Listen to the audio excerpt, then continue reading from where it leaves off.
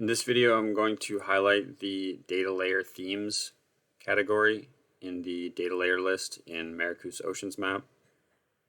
So what these themes are, they're not individual layers like the rest of the list. They are a grouping of layers. You see we have a couple simple ones: winds, waves, currents, but we also have active tropical cyclones, fishing, offshore wind. So as an example, let's turn on salinity, and this will turn on the Atlantic salinity layer along with a spatial observation, observation station layer, and you can see which layers turned on specifically by opening the legend.